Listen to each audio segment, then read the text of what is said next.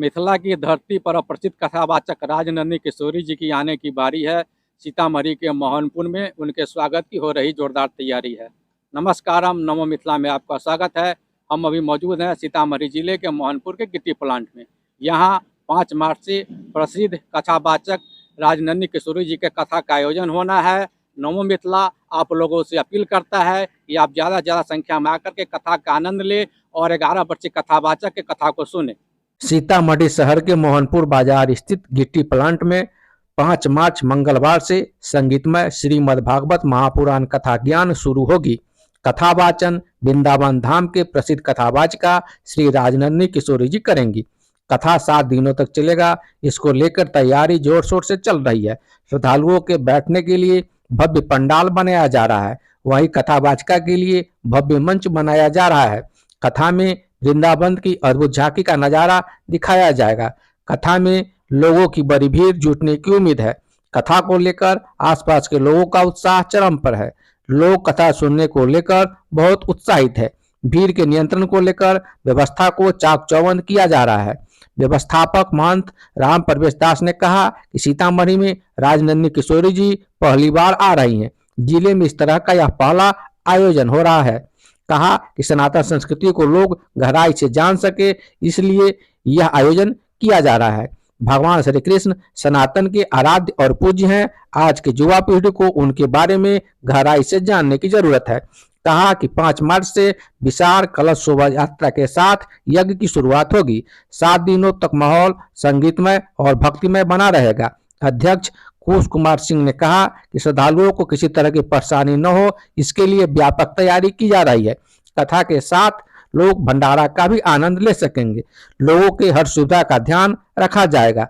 कथा के आयोजन में डॉक्टर एस राज वर्मा, मुखिया अजीत कुमार, नवीन कुमार सिंह, मनोज कुमार शक्ति, अशोक कुमार सिंह, विजय प्रसाद, छोटू सिंह राणा, सतीश मिश्र, सुदामा ठाकुर, सुधांशु रंजन, विजय यादव, विजय रंजन, चुलबुल पांडे, राजेश कुमार, मधुरेंद्र प्रताप सिंह, रिटायर्ड डीएसपी ज्योति प्रकाश, श्रवण यादव, डॉक्टर रजनीश मिश्रा, डॉक्टर विकास राज, डॉक्टर अभिषेक आदि महत्वपूर्ण भूमिका निभा रहे हैं। आइए जानते हैं क्या कहते हैं आयोजन समिति के लोग। नमो मिथिला में आपका स्वागत है। बहुत बहुत धन्यवाद। नमो मिथिला के दर्शकों को राधा रानी की कृपा हो, मंगल शुभकामना। आप बहुत बड़ा यज्ञ करवा रहे हैं जी, तो यज्ञ के बारे में बताइए हमारे दर्शकों को। पहले तो सभी दर्शकों को राधे राधे। ये संगीतमय श्रीमद् भागवत महापुराण कथा ज्ञान यज्ञ हो रहा है आपके मोहनपुर बाजार में, सीतामढ़ी की पावन धरती पर। 5 तारीख को सुबह में 501 कन्याओं के द्वारा कलश यात्रा निकाली जाएगी। सुबह उसके बाद पूजन होगा। दोपहर 2 बजे से शाम 7 बजे तक दिव्य भागवत महापुराण की कथा हो रही, जिसकी कथा व्यास है श्री राजनंदिनी किशोरी जी वृंदावन धाम से, और उनके साथ उनकी झांकी की टीम भी है। बहुत ही सुंदर सुंदर दृश्य झांकी के माध्यम से दिखाया जाएगा। और ये से कथा के आयोजन में हमारे पूरे शहर के गणमान्य लोग लगे हुए हैं। हमारे डॉक्टर एस राज वर्मा जी हैं, हमारे कुश बाबू हैं, अजीत सिंह जी हैं, तमाम भक्त हैं। सभी लोग दिन रात मेहनत कर करके इस यज्ञ को सफल बनाने में लगे हैं। उसी की व्यवस्था में हम लोग लगे हैं। और आपके चैनल के माध्यम से जो भी दर्शक इसको देख रहे हैं, सुन रहे हैं, उनको इस कथा ज्ञान यज्ञ में आने का सादर मेरे तरफ से आमंत्रण है। आवे, कथा सुनकर अपने जीवन को धन्य बनावे।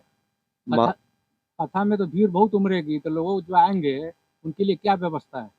उनको तो पहले तो कथा सुनेंगे, उनके लिए बैठने की सारी व्यवस्था है। भव्य पंडाल मंच सब बना हुआ है, साथ में प्रसाद की व्यवस्था, और कथा के अंत में जो है महाप्रसाद के रोज भंडारा चलेगा। जो भी भक्त आएंगे, जो भी भोजन करना चाहेंगे, उनके लिए भंडारा की व्यवस्था की गई। भीड़ के नियंत्रण के लिए क्या व्यवस्था? हमारे पूरी टीम लगी हुई है। हमारी समिति ने, प्रशासन इसमें एक्टिव है। प्रशासन के द्वारा भीड़ को कंट्रोल करने की व्यवस्था की गई है। और साथ में जो समिति के लोग हैं, समिति के लोगों ने अपना एक दल बनाया है। जो भी भक्त आए, जो भी माताएं बहनें आए, वो बेटियां हैं, सबकी सुरक्षा, सबको उचित आसन देकर बैठाया जाए। कथा सुनने के बाद आरती, प्रसाद और महाभंडारा के बाद सबको सकुशल विदा किया जाए।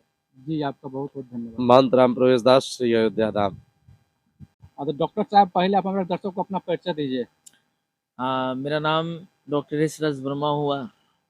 आज बड़ी सौभाग्य की बात है कि सीतामढ़ी की पावन धरती पे ये महाभागवत कथा का शुभारंभ होने जा रहा है और इस उपलक्ष्य में जो आपकी टीम है वो मेरे साथ है। हम लोग ये प्रयासरत हैं कि इस कथा को सफल बनाने में जहाँ तक जो भी एफर्ट लगाना हो, जो भी एनर्जी लगाना हो, उसके लिए हम लोग तत्पर हैं।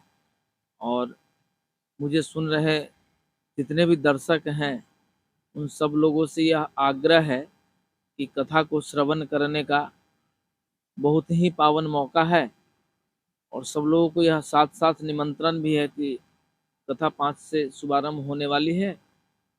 ससमय आके कथा को श्रवण करें और महाप्रसाद को लेके सब लोग अपने अपने घर को जाए। जी आपका बहुत बहुत धन्यवाद। तो मनोज सक्सेना जी, आप तो सनातन के बहुत बड़े प्रचारक हैं और बहुत धर्म का काम करवाते हैं, इस जग के बारे में बताइए।